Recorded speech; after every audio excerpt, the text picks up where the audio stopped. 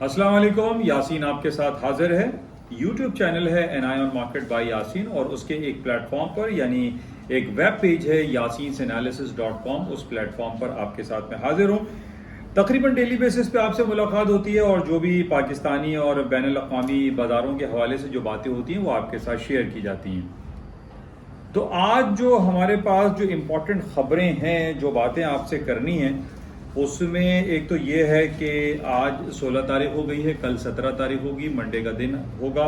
और जो important event है वो उसको डिस्कस करने से पहले मैं पिछले हफ्ते की कुछ बातें करना चाहूँगा। पिछले हफ्ते हमारे पास बहुत बड़ी बड़ी इंपॉर्टेंट खबरें थी जो कि one of the biggest important numbers कहलाते हैं अमेरिका की इकोनॉमी के हवाले से, जिसमें हम कंज्यूमर प्राइस इंडेक्स और प्रोड्यूसर प्राइस इंडेक्स के हवाले से बात करते हैं। जो रिटेल सेल्स अमेरिका की इकोनॉमी में रिलीज किया जाता है वो पिछले हफ्ते हमारे पास आया। और इन तमाम रिपोर्ट में सबसे इंपॉर्टेंट जो खबर हमारे पास थी, जो नंबर्स थे, वो कंज्यूमर प्राइस इंडेक्स यानी इफराते ज़र के हवाले से जो हमारे पास नंबर शाया हुए वो बड़े ख़तरनाक शाया हुए। और जब ये रिपोर्ट आई पिछले हफ्ते ग़ालिबन थर्सडे को, जब ये रिपोर्ट आई तो उसमें एक भूचाल जैसी कैफियत आ गई। अमेरिका की स्टॉक मार्केटें पहले निचले सिताओं पर बिल्कुल डाउनफॉल हो गई, 2 से 3% मार्केटें डाउन हो गई। अमेरिका की S&P, डाउ जोन्स, नेस्डैक में एक खतरनाक किस्म का जो है भूचाल जैसी कैफियत रोनुमा हुई और मार्केटें डाउनफॉल का शिकार हो गई। और लेकिन उसके वेरी नेक्स्ट आवर में हमने ये देखा कि यूएस की जो स्टॉक्स थे, करेंसी मार्केट थी, gold and silver and even crude oil की प्राइसेस से रीबाउंड हुई और मार्केटें ऊपरी सतहों पर चली गईं। तो यही कुछ सूरत हाल हमने वेरी नेक्स्ट डे देखा जब प्रोड्यूसर प्राइस इंडेक्स की रिपोर्ट आई। उसमें मार्केट में बहुत ज़्यादा रिएक्शन तो नहीं आया, लेकिन मार्केटों ने एक अप एंड डाउन की मूवमेंट दी। लेकिन इन तमाम रिपोर्ट्स में सबसे ज़्यादा हम जानते हैं जो कंज्यूमर प्राइस इंडेक्स के नंबर्स आते हैं वो बड़े ख़तरनाक होते हैं और उसका डायरेक्टली इम्पैक्ट पड़ता है अमेरिका में आने वाली शरह सूद या FOMC या फेडरल ओपन मार्केट कमेटी के जो नंबर्स होते हैं या उनका शरह सूद का ऐलान जो होता है वो CPI के बेसिस पर होता है। तो कंज्यूमर प्राइस इंडेक्स की जब रिपोर्ट शाया हुई जो कि 0.5 थी, 0.6 थी, 0.5 आने की फोरकास्ट थी और 0.6% ही रिलीज किया गया। और इससे ये प्रेडिक्शन मिली हमें कि जनाब अमेरिका दोबारा अपने शरह सूद में इजाफा करेगा। और इसी बेसिस पे जब ये खबरें आई तो मार्केटें पहले तो डाउनफॉल हुई और उसके बाद मार्केटें दोबारा ऊपर की तरफ चलनी शुरू हो गई। तो पॉइंट ये है कि जो CPI के नंबर्स होते हैं, मैं हमेशा आप लोगों की खिदमत में ये बात पेश करता हूं कि जब ये इंपॉर्टेंट नंबर्स आते हैं, खासतौर पे कंज्यूमर प्राइस इंडेक्स का नंबर हो गया या अमेरिका की जॉबलेसनेस के हवाले से जो मंथली रिपोर्ट आती है, जो जॉब रिपोर्ट कहलाती है, जिसको हम नॉन फॉर्म पेरोल कहते हैं, इसके नंबर्स को नज़र में रखना बहुत ज़्यादा ज़रूरी होता है। और इसी तरीके से थर्ड जो नंबर्स हमारे पास होते हैं वो अमेरिका की FOMC federal open market committee के नंबर्स होते हैं, जिसकी अहमियत बहुत ज़्यादा होती है और इसी CPI का जो इम्पैक्ट है वो FOMC के ऊपर पड़ता है। तो बहरहाल जो नंबर पिछले हफ्ते हमारे पास आए उसमें ये इंडिकेशंस हमारे पास आ रही हैं कि अमेरिका अगले जो मंथ होगा, जो नवंबर का फर्स्ट वीक होगा, अपने इंटरेस्ट रेट को दोबारा से वो बढ़ा देगा, बल्कि चौथी बार फोर्थ टाइम अपने इंटरेस्ट रेट को वो बढ़ाएगा। अब कितना बढ़ाएगा, बहरहाल अभी उसमें टाइम बाकी है, तकरीबन 15 से 20 दिन है, वो हम रिपोर्ट चेक करते रहेंगे कि क्या कुछ होगा और अमेरिका अपने इंटरेस्ट रेट को कितना बढ़ाता है। अच्छा, इस CPI का जो इम्पैक्ट हुआ, जो PPI का इम्पैक्ट हुआ, ये रिटेल सेल्स के जो नंबर आए, इनमें हम ये देख रहे हैं कि अब तक हमारे पास जो इंडिकेशंस आ रही हैं उसमें यही कहा जा रहा है कि अमेरिका अपनी शरह सूद में इजाफा करेगा। अच्छा, इस शरह सूद को बढ़ाने के हवाले से आज हम ये देख रहे हैं जो फ्राइडे को मार्केट क्लोज हुई वो अपनी लोअर साइड पे बंद हुई, चाहे वो करेंसी आइटम हो, ब्रिटिश पाउंड हो, यूरो हो, जापानीज येन हो, स्विस फ्रैंक हो, ये तमाम करेंसीज डाउन साइड पे गई। इसके अलावा गोल्ड एंड सिल्वर की मार्केटें डाउनफॉल हो गई, इवन के क्रूड ऑयल की प्राइसेस भी डाउन साइड पे गई। और अमेरिका की S&P, डाउ जोन्स और नेस्डैक जो इनके बेंचमार्क जो इंडिसीज हैं वो तमाम के तमाम डाउनफॉल का शिकार हुए। अच्छा, उसकी वजूहत सिर्फ और सिर्फ यही बताई जा रही है कि अमेरिका अपने शरह सूद में इजाफा करेगा फर्स्ट वीक ऑफ नवंबर में। तो बहरहाल ये जो CPI के नंबर्स आए ये हमें ये रिफ्लेक्ट कर रहे हैं कि मार्केटों में एक डाउनफॉल मजीद आ सकता है बिकॉज ऑफ के इंटरेस्ट रेट राइज किया जाएगा। लेकिन अगले हफ्ते हमारे पास बहुत सारी रिपोर्टें आ रही हैं जिसमें, जैसे कि मैंने पहले आपसे ये कहा था कि ये अक्टूबर का महीना चल रहा है, यानी तीसरा क्वार्टर ख़त्म हो चुका है, चौथे क्वार्टर का पहला महीना है अक्टूबर का, और 15-16 दिन इसमें गुजर चुके हैं। अब हमारे पास दिन शुरू हो गए हैं अमेरिका की द जायंट बड़ी बड़ी कंपनीज की अर्निंग रिपोर्टों का सिलसिला। इस हफ्ते हमारे पास जो दो बड़ी कंपनीज हैं, एक टेस्ला है और इसके साथ ही नेटफ्लिक्स के नंबर्स रिलीज होंगे। ये बड़ी giant the too big to fail वाली कंपनीज हैं, और जैसे कि मैंने पहले भी आपसे ये कहा है कि जो 5-6 बड़ी बड़ी जो $1 ट्रिलियन इंडस्ट्रीज कंपनीज बन चुकी हैं, उनके नंबर्स बड़े खतरनाक आते हैं, और उनके नंबर्स आने के बाद मार्केटों में एक भूचाल जैसी कैफियत रोनुमा होती है। बहरहाल ये हफ्ता हमारे लिए इंपॉर्टेंट है, टेस्ला एंड नेटफ्लिक्स। अच्छा, और इसके अलावा Amazon, Apple, alphabet, Google, Netflix और जो फेसबुक है, इसी तरह माइक्रोसॉफ्ट है, IBM है, इंटेल है, ये वो तमाम बड़ी कंपनीज हैं जिनके नंबर्स रिलीज होने के बाद मार्केटों में एक बड़ी मूव आती है। बहरहाल इसको हम अगले हफ्ते इसको कंटिन्यू रखेंगे और इसको चेक में रखेंगे। अच्छा, इसके साथ जो कल मार्केटें खुलेंगी यानी बरोज पीर मंडे वाले दिन, उसमें हमारे साथ बहुत सारी खबरें आ रही हैं। आज इतवार का दिन 16 अक्टूबर आज डेट रही, और आज चाइना के हवाले से बहुत बड़ी खबर चल रही है। चाइना के प्रेसिडेंट मिस्टर जी जिनपिंग के हवाले से खबर है, और वो खबर ये है कि चाइनीज जो कांग्रेस है, जो CCP कहलाती है, चाइनीज कांग्रेस पार्टी, उसका आज इजलास शुरू हुआ है, और इस इजलास को कंटिन्यू रहेगा अगले एक हफ्ते तक, क्योंकि चाइना में नॉर्मली हमने ये देखा है कि वहाँ भी जो भी प्रोग्राम होते हैं वो 6-6, 7-7 दिन चलते हैं, या 1-1 महीने तक वहाँ तातीलात भी हो जाती हैं। बहरहाल ये तातीलात वाला सिलसिला तो नहीं है, लेकिन ये मिस्टर जी जिनपिंग जिनको कहा जाता है कि 1970s में मिस्टर माओ जेडोंग, जो वहाँ के एक कम्युनिस्ट पार्टी के लीडर थे, हेड थे, जिन्होंने पूरी चाइना की तारीख को बदल कर रख दिया। वो चाइना जो कि 60s और 70s में पूरी दुनिया के एक कैनवस पे नहीं आता था, और आज वो एक मुंह तोड़ जवाब देता हुआ दिखाई देता है यूरोपियन कंट्रीज को, वेस्ट को, अमेरिका को, और तमाम जितनी दुनिया के जो रेस्ट ऑफ द वर्ल्ड है उसको एक मुंह तोड़ जवाब देता है चाइना। अच्छा, अब चाइना की जो हकीकत है और जो चाइना की जो कम्युनिस्ट पार्टी, इतनी स्ट्रॉन्ग कम्युनिस्ट पार्टी है, उसके रूह रवा रहे मिस्टर माओ जेडोंग। अच्छा, अब माओ जेडोंग के बाद ये कहा जा रहा है कि थर्ड टाइम, ये पहली बार होने जा रहा है कि माओ जेडोंग की तरह उन्हीं के तर्ज पे द स्ट्रॉन्गेस्ट मैन आज की दुनिया में, चाइनीज की दुनिया में, या दुनिया में जो सबसे स्ट्रॉन्गेस्ट जो लीडर क्रिएट हुआ है या हो रहा है, वो मिस्टर जी जिनपिंग होंगे। आज उनकी स्पीच का भी सिलसिला रहा। उन्होंने मिस्टर जी जिनपिंग ने ख़ास तौर पे ताइवान के हवाले से, हांगकांग के हवाले से, और एक बड़ा इंपॉर्टेंट एक कंट्रोवर्शियल सिलसिला चाइना में चल रहा है जिसको हम ज़ीरो कोविड के नाम से जानते हैं। अच्छा, अब उन्होंने जो आज ऐलान किया है मिस्टर जी जिनपिंग जी, ये जी जिनपिंग मिस्टर प्रेसिडेंट की तरफ से आजकल बड़ा एक कंट्रोवर्शियल एक सिलसिला चल रहा है। वहाँ पर जो चाइनीज़ पीपल हैं, चाइनीज जो आबादी है तकरीबन 40, 30, 50% आप कह लीजिए कि वो इसके अगेंस्ट में है कि ज़ीरो कोविड जो स्ट्रैटेजी है उसको वो फेवर नहीं करते, और वो ये कह रहे हैं कि ये डेली बेसिस पे जो लॉकडाउन है, शटडाउन है, या ट्रैवल रिस्ट्रिक्शंस हैं, उसके लोग अगेंस्ट में। अच्छा, इन बेसिस पे हम ये तो कह सकते हैं कि जब ये ज़ीरो कोविड स्ट्रैटेजी को अडॉप्ट करने की बात की है मिस्टर जी जिनपिंग ने, और इसको उन्होंने कहा है कि वो डबल डाउन कर रहे हैं, यानी उस पर मजीद सख्त पाबंदियां लगाने की बात कर रहे हैं, तो इस बेसिस पे तो ये कहा जा सकता है कि जाहिर है जब ये सख्त पाबंदियां लगाएंगे तो तेल की, पेट्रोल की जो डिमांड है वो तो कम रहेगी। जब वो डिमांड कम रहेगी तो उसकी बेसिस पे ये कहा जा सकता है कि तेल की कीमतें डाउन हो सकती हैं, यानी 85 लगभग मार्केट बंद हुई थी, तो माइट पॉसिबल इस बेसिस पे मार्केटें डाउन साइड पर जा सकती हैं। लेकिन दूसरी तरफ हमारे पास जो कमेंट है, यानी ख़ास तौर पे जो यूक्रेन और रूस वॉर के हवाले से है, या ओपेक के हवाले से, ओपेक प्लस ने पिछले हफ्ते जो है वो 2 मिलियन बैरल की जो प्रोडक्शन थी उसको कम कर दिया।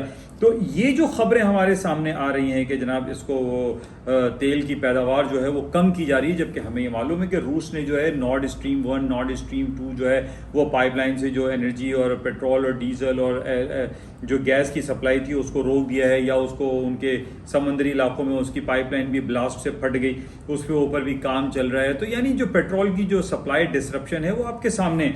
इन बेसिस पे ये कहा जा सकता है तेल की कीमतें ऊपर की तरफ चली जाएंगी। लेकिन जी जिनपिंग साहब का ये चाइनीज कम्युनिस्ट पार्टी के प्लेटफॉर्म से ये बयान देना कि वो डबल डाउन कर रहे हैं, यानी जीरो कोविड स्ट्रैटेजी को डबल डाउन कर रहे हैं, डबल पाबंदियां लगा देंगे और लोगों को लॉकडाउन शटडाउन करेंगे, तो इन बेसिस पे तो तेल की कीमतें नीचे आ सकती हैं। अच्छा, अब इन दोनों बातों को आप जरा इसका मवाजना कीजिए। क्या मिस्टर जी जिनपिंग की जो पॉलिसी है, या उन्होंने चाइनीज कम्युनिस्ट पार्टी के प्लेटफॉर्म से ये जो बात की है, तो क्या इसका वेटेज ज्यादा है, या यूक्रेन और रूस और फिर ओपेक की तरफ से जो प्रोडक्शन की कमी की गई है इसका वेटेज ज्यादा है? तो आई पर्सनली फील ये गलत भी हो सकता है। तो इन बेसिस पे हम ये कह सकते हैं कि तेल की कीमतें ऊपर की तरफ जा सकती हैं, क्योंकि जिस तरीके से यूक्रेन की अभी 2 दिन में हमारे पास खबरें आई हैं कि वहाँ पे 10-15 जो लोग थे उनका मर्डर हो गया, मार दिया। रशियन जो कैंप था, वहाँ पे ट्रेनिंग कैंप था, वहाँ पर 11 लोगों को मार दिया गया। और मुख्तलिफ जो अटैक्स हैं वो आपके सामने हैं। कीव जो वहाँ का कैपिटल है उसके हवाले से खबरें चल रही हैं कि जनाब रशिया किसी भी वक्त वहाँ के कैपिटल के ऊपर अटैक कर सकता है। तो ये सारी बातें जब हमारे सामने आ रही हैं तो इसमें तेल की कीमतों का जो वेटेज है इन दोनों बातों का, ओपेक, रूस, यूक्रेन एंड दूसरी तरफ हमारे पास मिस्टर जी जिनपिंग का ये बयान कि वो डबल डाउन इफेक्ट कर देंगे, डबल पाबंदियां लगा देंगे और जीरो कोविड स्ट्रैटेजी को वो और प्रमोट करेंगे। तो इनको वेटेज अगर हम देखें तो आई फील के इस वेटेज में तेल की कीमतें ऊपर की तरफ जा सकती हैं। बहरहाल मार्केटें खुलेंगी कल और उसको हमें चेक में रखना पड़ेगा कि क्या कुछ हो सकता है। अच्छा, इसके साथ ही जब हम गोल्ड एंड सिल्वर की बात करते हैं, और गोल्ड एंड सिल्वर की बातों में ये है कि जनाब गोल्ड की कीमतें ऊपरी सतहों पर जा सकती हैं, और उसकी वजूहत मेरे सामने कोई ख़ास दिखाई नहीं दे रही कि अगर हम यूक्रेन और रूस के जंग के हवाले से ये कहें कि सोना ऊपर चला जाएगा, तो अब ये बड़ी 7-8-9 महीने पुरानी बात हो गई। तो इन बेसिस पे हम ये नहीं कह सकते कि सोने की कीमतों में बहुत ज़्यादा तेज़ी आएगी। सोना नीचे की तरफ इसीलिए जा रहा है क्योंकि अमेरिका में जो खबरें और रिपोर्ट और नंबर्स आ रहे हैं, CPI, PPI, रिटेल सेल्स, वो सब प्लस में आ रहे हैं, और ये इंडिकेट कर रहा है कि America first week of November में अपना इंटरेस्ट रेट मुसलसल चौथी बार बढ़ा देगा। इस बेसिस पे सोने की कीमतें डाउनफॉल हो रही हैं। अच्छा, टेक्निकल ग्राउंड पे अगर हम बात करें तो टेक्निकल ग्राउंड पे 1640, 1620, 1610 के नीचे आपके स्टॉप प्लेस होने चाहिए अगर आपने खरीदारी की हुई है। तो बहरहाल ये टेक्निकल ग्राउंड वो आपको जहन में रखें। 1610 के नीचे नुकसान बांध करके आप परचेज कर सकते हैं, क्योंकि मार्केट में अभी इंटरेस्ट रेट आने की जो कहानी है उसमें 15-20 दिन बाकी है, और 15-20 दिन में बहुत कुछ हो सकता है, बहुत सी रिपोर्ट्स आ सकती हैं। बहरहाल ये गोल्ड के हवाले से आपके पास जो कमेंट्स मैंने दिए। अच्छा, इसके साथ कुछ बरतानिया और करेंसी की बात हम करते हैं। बरतानवी करेंसी जो आपको मैंने बताया कि 45 ईयर्स के लोएस्ट लेवल पर गई, 1.0350 तक आई। मार्केट में थोड़ा सा करेक्शन आया, लेकिन अभी भी वहाँ की जो इकोनॉमिक कंडीशंस चल रही हैं बरतानिया की, वो बड़ा दगरगू है, प्रॉब्लम में है, और एक टेंस हालात वहाँ पे चल रहे हैं। वहाँ के फाइनेंस मिनिस्टर या वहाँ के जो चांसलर थे उनके बैंक ऑफ इंग्लैंड के, उनको फायर किया या उनको रिज़ाइन देना पड़ा, और उनके मिस्टर वॉसी रैंगटन उनको आउट कर दिया गया। और एक खबर हमारे पास ये भी है कि गोल्डमैन सैक्स जो कि दुनिया की one of the biggest company है, जो कि रेटिंग भी करती है, उसने डाउनग्रेड किया है बरतानिया की जो इकोनॉमिक कंडीशन है। तो ये एक नेगेटिव कमेंट है, इस पे करेंसी मार्केट और भी थोड़ा सा डाउनफॉल हो सकती है। बहरहाल इसमें बहुत सारी बातें हैं, वही इंटरेस्ट रेट के हवाले से हैं। जाहिर है कि जब किसी इकोनॉमी में डाउनफॉल आता है तो उसको इम्प्रूव करने की भी कोशिश की जाती है, और मिस लिज ट्रस जो कि वहाँ के नई वजीर आज़म हैं, खातून हैं, और वो कोशिश में लगी हैं कि बरतानवी इकोनॉमी को संभाला दिया जाए, हालात बेहतर की जाए। लेकिन हम ये देख रहे हैं कि पिछले 2-2.5 साल से जब से यूरोपियन यूनियन से अलहदा हुआ है बरतानिया, अपनी कॉमन मार्केट के सिलसिले में अलग हो गया, और वो एक कॉमन मार्केट कॉन्सेप्ट जो 46 ईयर से चल रहा था वो ख़त्म हुआ, और बरतानिया इस वक्त हमें तन्हाई का शिकार दिखाई देता है, जिसकी वजह से वहाँ की इकोनॉमिक कंडीशन डाउनफॉल हुई है। और वहाँ पे जो महंगाई है, इफरात ज़र है, जो इन्फ्लेशन रेट है, वो 40-45 साल के हाईएस्ट लेवल पे खड़ा हुआ है। तो बहरहाल ये एक टेंस माहौल तो बहरहाल है, लेकिन इसको बेहतर करने के लिए वहाँ की गवर्नमेंट पॉलिसीज़ अनाउंस होती हैं, हालात बेहतर किए जाते हैं, तो माइट पॉसिबल कुछ बेहतरी आ जाए। लेकिन अब तक हमारे पास कोई इतनी अच्छी खबर बरतानिया के हवाले से है नहीं, क्योंकि बरतानिया में ना सिर्फ वो खुद वहाँ पे टेंस हैं, उनकी जो 4 मुल्क हैं यानी इंग्लैंड, नॉर्दर्न आयरलैंड, स्कॉटलैंड और वेल्स, ये 4 मुल्क मिलके बरतानिया बनते हैं, जिनको हम यूके कहते हैं, सल्तनत बरतानिया। इनके अंदर भी आपस में टूट फूट हो गई है। वो कहते हैं कि जनाब नॉर्दर्न आयरलैंड वाले कहते हैं कि हम यूरोपियन यूनियन के साथ तिजारत करना चाहते हैं, स्कॉटलैंड कहता है कि हमें आज़ादी चाहिए। तो ये इन वजूहात की वजह से भी वहाँ पर ये हालात डिस्टर्बेंस हैं। बहरहाल इसको देखते हैं कि कल क्या सूरत हाल होती है। एक और इम्पॉर्टेंट एनालिसिस जो कि पिछले हफ्ते भी मैंने आपके साथ शेयर की थी, और वो थी रशियन रूबल वर्सेस बरतानवी करेंसी वर्सेस यूएस डॉलर और वर्सेस यूरो।